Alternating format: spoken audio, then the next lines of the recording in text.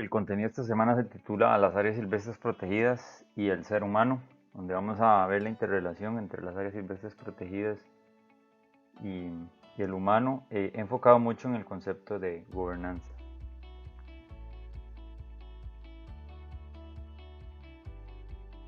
Examinaremos la definición de áreas protegidas, veremos los beneficios de las áreas protegidas, también el manejo de las áreas protegidas, los dos enfoques que se han dado en el manejo de las áreas protegidas y cómo esto ha cambiado y cómo esto está relacionado en la manera como se ve el vínculo entre áreas protegidas y seres humanos.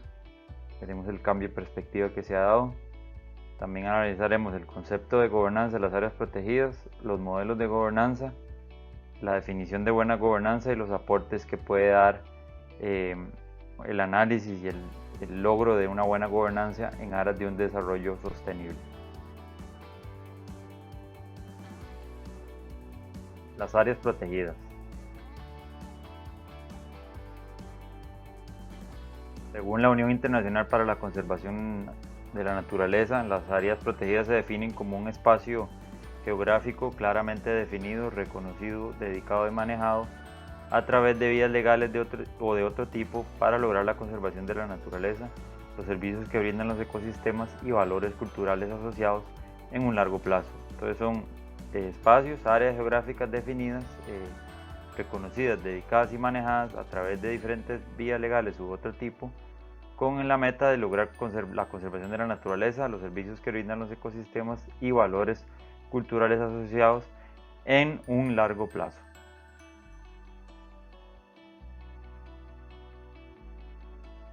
Las áreas protegidas en el contexto actual. Para 2019 habían 197.368 áreas protegidas, las cuales representan 20.6 millones de kilómetros cuadrados de superficie continental del planeta, siendo protegido un 15,4% de la superficie continental total.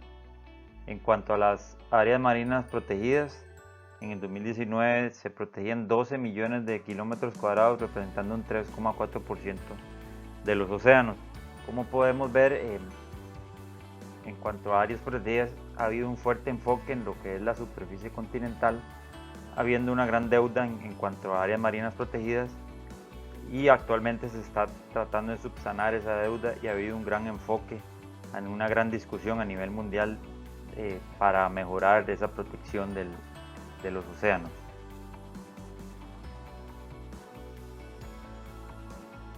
¿Qué beneficios conllevan las áreas protegidas?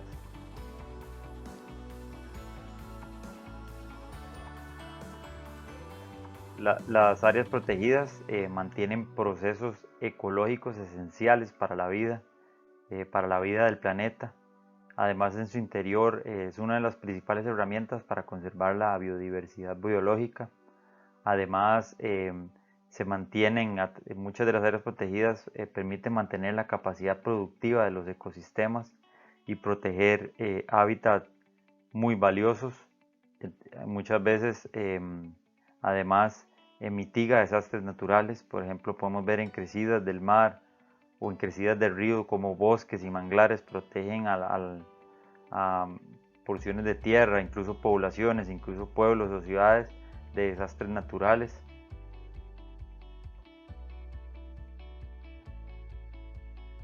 También gracias a las áreas protegidas hay un balance o se mejora el balance en el uso de la tierra y permiten actividades de desarrollo económico y social.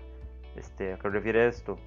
A que muchas veces el ser humano, cuando crece en las ciudades o se concentra en centros de población, hay un gran impacto al entorno, habiendo un gran desgaste de los ecosistemas, y la conservación en áreas protegidas permite un balance, permiten espacios de conservación para tener un balance que responda a esa explotación intensiva de los ecosistemas por parte del ser humano. Además, en su interior se preservan características históricas y culturales, por ejemplo en Costa Rica el monumento Guayao. También permiten promoción de oportunidades de desarrollo comunitario, de investigación científica, de educación, recreación, turismo, por lo que es muy importante si se logra un involucramiento con las comunidades, son una importante herramienta y una importante oportunidad de desarrollo comunitario. Esto es un aspecto que muchas veces no se ha logrado explicar o no se ha dado a entender, por lo que muchas comunidades los ven como un enemigo, pero es porque no se aprovechan las oportunidades que se dan y no se dan procesos de trabajo conjunto. También proveen bienes y servicios esenciales para la vida y además en la parte cultural son fuente de inspiración creativa y desarrollo y orgullo. Cuando hay una buena interrelación entre las comunidades y las áreas protegidas, hay todo un sentimiento de orgullo, de pertenencia a la tierra, concepto que se le conoce como topofilia.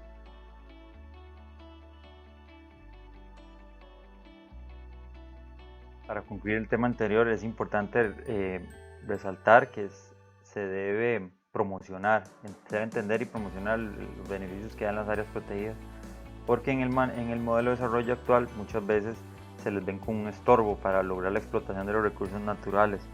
Entonces es importante promocionar y reconocer esos beneficios de las áreas protegidas, principalmente en comunidades aledañas, promover una mejor interacción entre las comunidades. Vinculado con esto está el tema del manejo de las áreas protegidas.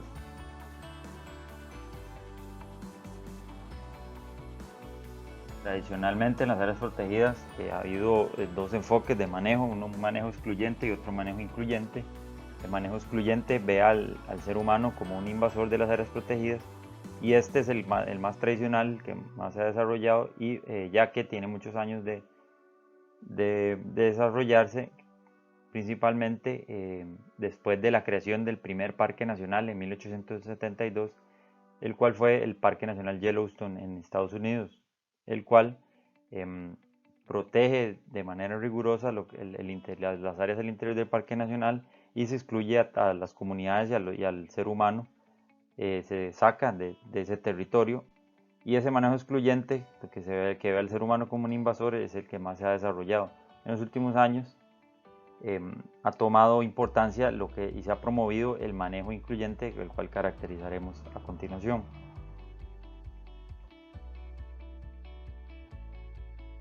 El manejo excluyente aísla a las poblaciones locales, se le ve como invasores, mientras que el manejo incluyente incorpora los intereses de los intereses locales de las poblaciones, los intereses de las poblaciones locales, y se ven a estas como actores fundamentales en las áreas protegidas. El manejo excluyente ha sido muy efectivo cuando hay áreas silvestres delicadas o vulnerables, o cuando hay bellezas escénicas únicas, las cuales deben ser cuidadosamente protegidas. Mientras que el manejo incluyente ha sido muy efectivo cuando hay residentes humanos dentro del área protegida o cercano a él, y cuando la creación del área protegida afecta a los medios de subsistencia de esas comunidades. Entonces ahí se recomienda promover un manejo incluyente.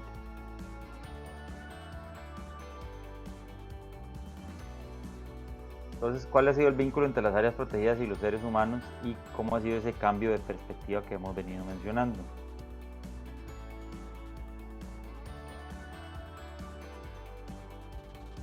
Se ha entendido que todas las áreas protegidas forman parte de un contexto social y económico. Esto es un entendimiento reciente. Anteriormente se veía como las áreas protegidas como islas de conservación, donde el ser humano estaba excluido y donde el contexto social y económico no era importante.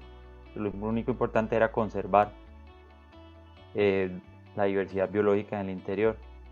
Entonces se empieza a promover el entendimiento de que las áreas protegidas forman parte de todo un contexto, y que pretender aislar el área del contexto es ilógico y incluso es contraproducente, ya que son las mismas acciones del ser humano las que han provocado la necesidad de la creación de las áreas protegidas. Las mismas acciones del ser humano devastadoras de los ecosistemas han provocado la necesidad de crear las áreas protegidas, por lo que hay una importante interacción desde el origen mismo de las áreas protegidas entre estos territorios y el ser humano.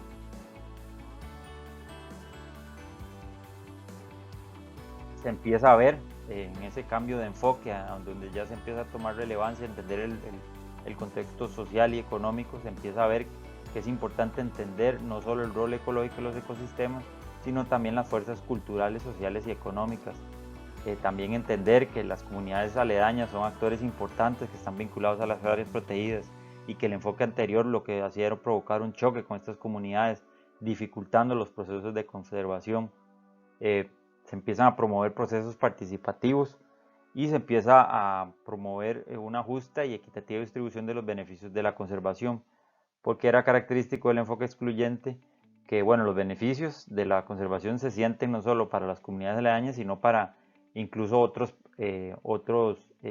países, incluso externos.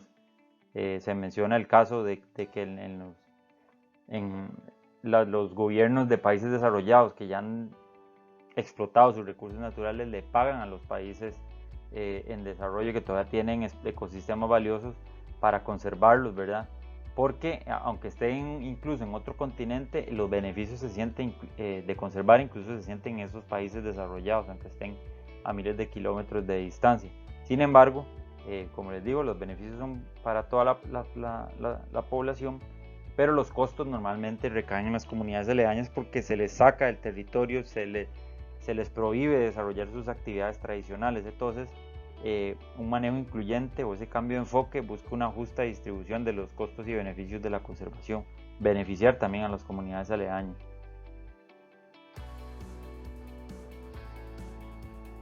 Este cambio de enfoque inicia las primeras ideas en esa tendencia de promover un cambio de enfoque más incluyente, inician en la cumbre de Río 92 y posteriormente empiezan a tomar relevancia en los siguientes congresos mundiales de parques, en las conferencias de las partes del Convenio de la Diversidad Biológica, en los congresos mundiales de conservación y en los siguientes congresos mundiales de parques, ¿verdad? Ya se empieza a consolidar la importancia de entender esos procesos económicos y sociales y políticos dentro de las áreas protegidas, tomando ya espacios importantes, espacios de discusión exclusivos para esos temas en todos estos congresos y conferencias.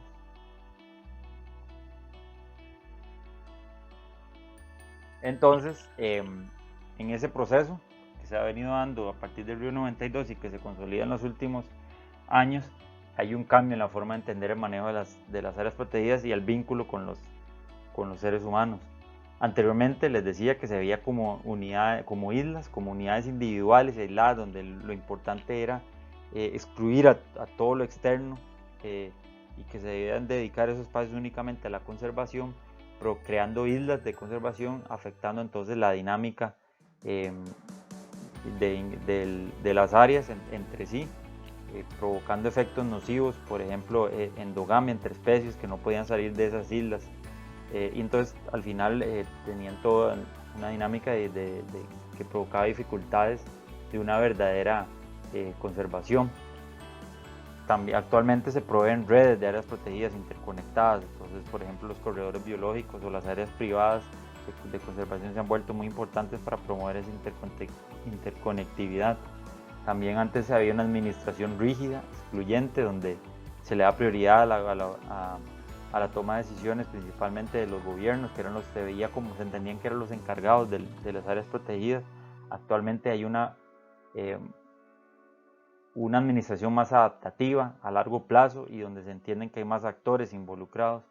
También antes el objetivo era únicamente de conservación de paisajes, muy enfocado en ese modelo basado en Yellowstone. Actualmente se complementa con otros objetivos, por ejemplo, de restauración de ecosistemas, de rehabilitación y de recuperación de espacios.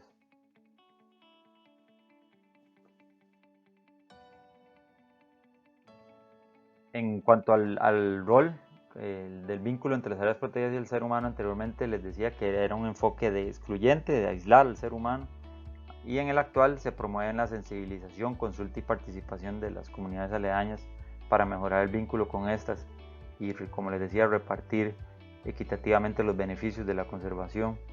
Les mencionaba también que anteriormente se entendían que eran establecidas y administradas solo por entidades estatales y ahora se busca incorporar a comunidades locales, al sector privado y organizaciones no gubernamentales que también tienen papeles importantes en la conservación. Mucho en todo este cambio de dinámica se debe a el análisis y la relevancia que toman todas estas conferencias que les mencioné el concepto de gobernanza.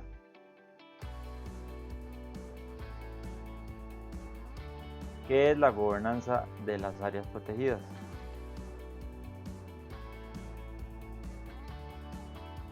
Para el Congreso de Parques en Durban 2003, por primera vez hay un componente dedicado exclusivamente al concepto de gobernabilidad de las áreas protegidas, y para desarrollarlo se le encarga un estudio a la Agencia de Parques de Canadá, donde se define la gobernabilidad como conjunto de tradiciones e instituciones por las cuales se ejerce la autoridad en un país, pero se determina que este concepto se asocia totalmente al concepto de gobierno, por lo que puede reforzar ese concepto de que solo los gobiernos, solo las agencias de gobierno pueden estar involucradas en las áreas silvestres protegidas.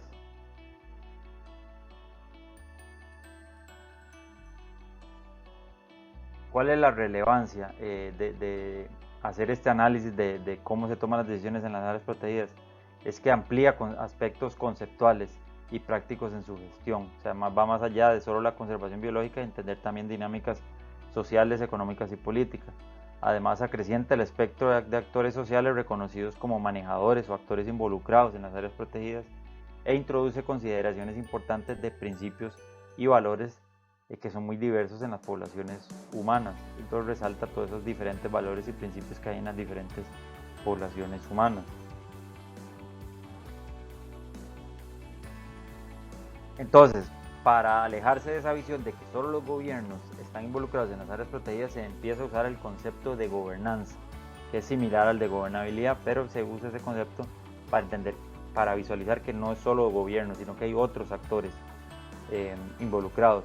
Y se define gobernanza como las interacciones entre instituciones, procesos y tradiciones que determinan cómo el poder es ejercido, cómo las decisiones son tomadas sobre asuntos públicos y no privados, y cómo ciudadanos y otros usuarios plantean sus posiciones.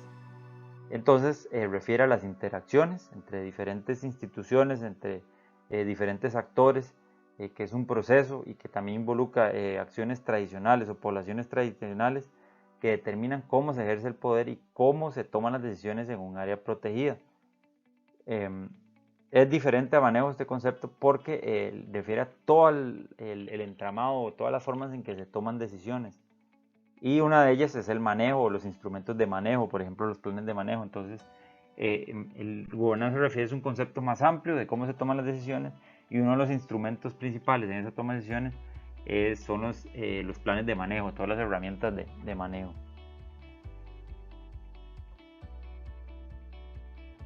Entonces, ¿qué es gobernanza? Refiere en general a quién tiene la autoridad, responsabilidad y quién rinde cuentas sobre un área natural, en este caso un área silvestre protegida, y cómo dicha autoridad y responsabilidad son ejercidas y de qué manera se toman las decisiones en un área silvestre protegida. Entonces, en dos patadas refiere a quién tiene la autoridad y responsabilidad en un área protegida y cómo se toman las decisiones en esa área protegida. Entonces involucra aspectos importantes que antes no eran tomados en cuenta, como principios, políticas y reglas concernientes a la toma de decisiones. Y también hay un enfoque de proceso, que es efectos a largo plazo, porque la forma como se toman las decisiones en un área natural pueden cambiar a lo largo del tiempo.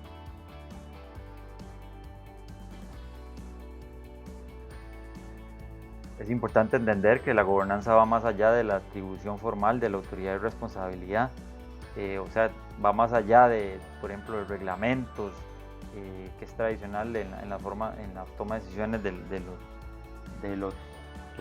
las sociedades occidentales, y que en gobernanza también está involucrado o se toma en cuenta la toma de decisiones no formales, por ejemplo, comunidades indígenas que tienen formas tradicionales de tomar decisiones respecto a sus bosques, con métodos que son ancestrales y muchas veces basados en sus religiones tradicionales, ¿verdad? Entonces gobernanza también involucra ese tipo de toma de decisiones, y instituciones y actores tanto tradicionales como formales, y también culturalmente específicos, como esas estructuras indígenas que les ejemplificaba. Entonces en gobernanza también se entiende y se analiza la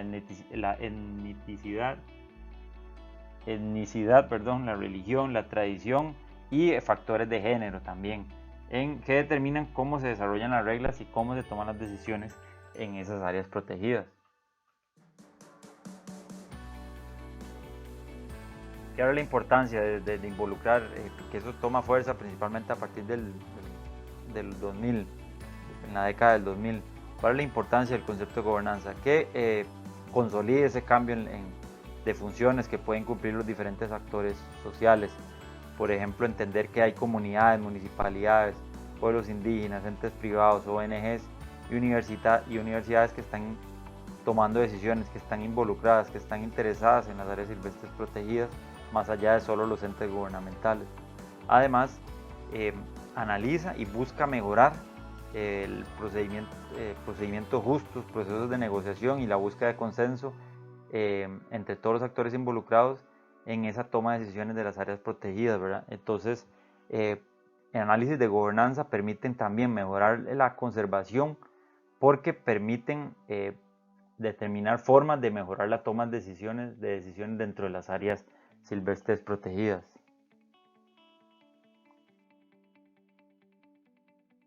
En esa ampliación de actores que están involucrados en la toma de decisiones en las áreas silvestres protegidas, se determina que hay diferentes modelos de gobernanza más allá de solo los gobiernos. Entonces tenemos 4 modelos de gobernanza. Uno de ellos es la tradicional, la gobernanza gubernamental, donde la autoridad, responsabilidad y control está a cargo de una agencia de gobierno. Ya puede ser una agencia nacional vinculada al poder central de un país, puede ser una autoridad local o municipal, o en los países que están divididos en estados, por ejemplo Estados Unidos o Brasil, también hay agencias estatales que están administrando áreas protegidas. Entonces todos esos modelos, todas esas formas de tomar decisiones basados en agencias de gobierno nacionales, locales o estatales son gobernanza gubernamental.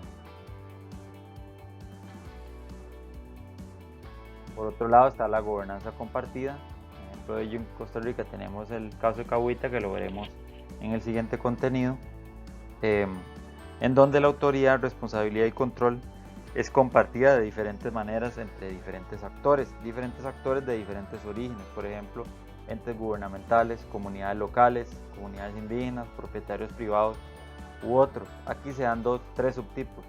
Está la gobernanza colaborativa, donde lo que se da es una colaboración o una colaboración en la toma de decisiones entre diferentes actores, donde participan los diferentes actores pero sin una estructura formal.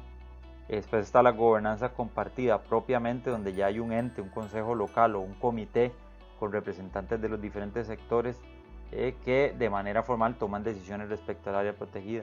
Y está la gobernanza transfronteriza, que es cuando representantes de 2 países toman las decisiones en un área silvestre protegida. En Costa Rica tenemos el ejemplo del PILA, donde está involucrado el gobierno de Costa Rica y el de Panamá.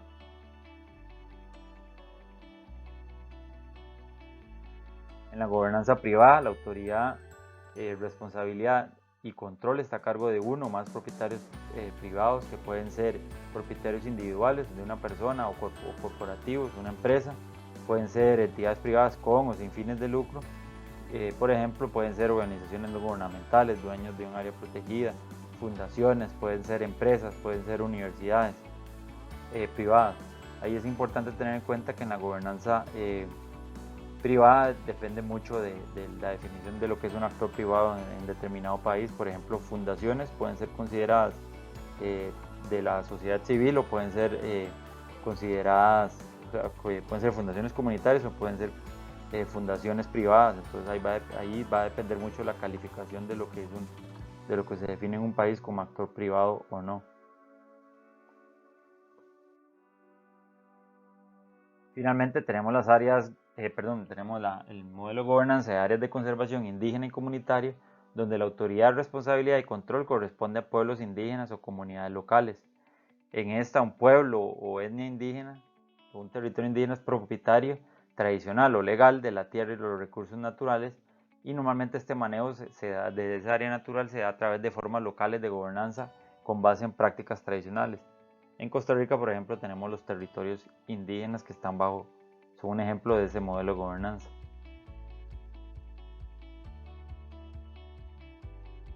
Entonces, con base a los 4 tipos de modelos de gobernanza y clasificando las diferentes categorías que tiene la UICN, ya sea reserva natural, parque nacional, monumento, área de manejo, paisajes terrestres o área protegida con recursos manejados, uno puede calificar un área protegida según esta tipología de categoría y de tipo de gobernanza. Por ejemplo, el Parque Nacional de Rincón de la Vieja, entonces ese lo maneja el SINAC, que es una gobernanza gubernamental y es un parque nacional, entonces lo calificamos aquí en este recuadro. Por ejemplo, el monumento Guayao, entonces es un monumento y lo maneja también el SINAC, entonces lo calificamos aquí. Por ejemplo, el Parque Nacional Cahuita es un parque nacional y tiene una gobernanza compartida que lo analizaremos en la siguiente clase, entre la comunidad y el Estado, entonces es lo calificamos aquí. Las reservas por ejemplo, de Monteverde, que tiene propietarios privados y es una reserva, entonces lo calificaríamos aquí y así con cada uno de los casos.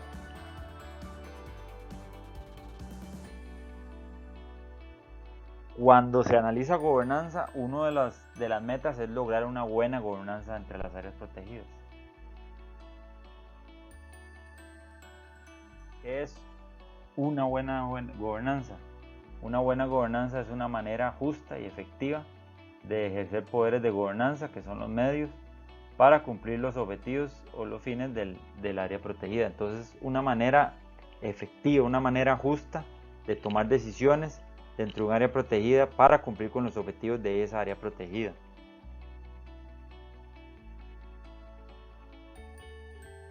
¿Qué es lo que busca la buena gobernanza? Resolver eficientemente los problemas que se dan dentro de un área silvestre protegida, logrando a través de qué? Logrando unidad entre los diferentes actores a través de la negociación y el consenso, buscando una distribución más justa de costos y beneficios de las áreas silvestres protegidas entre estos diferentes actores, con la meta de lograr una mejor toma de decisiones, y esto depende mucho del contexto sociocultural en el cual, de lo que se considera una mejor toma de decisiones.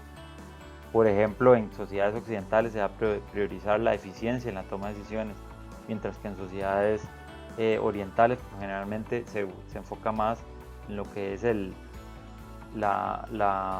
consenso entre los diferentes actores y la armonía entre los diferentes actores.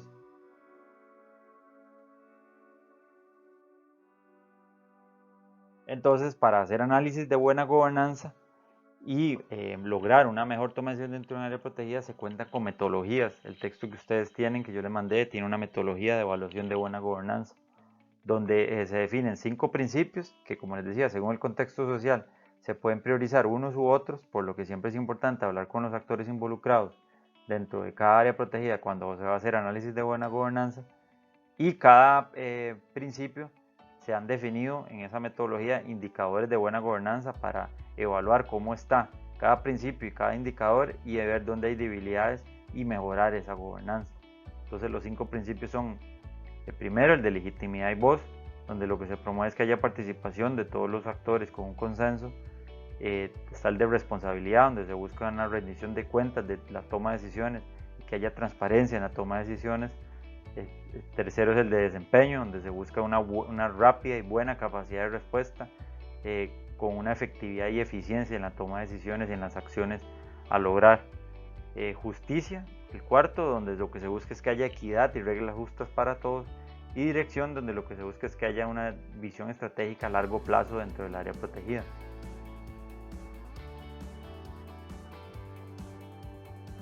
Entonces, ¿cuál es el vínculo entre las áreas protegidas y el modelo de desarrollo actual, y más pensando en aras de lograr un verdadero desarrollo sostenible?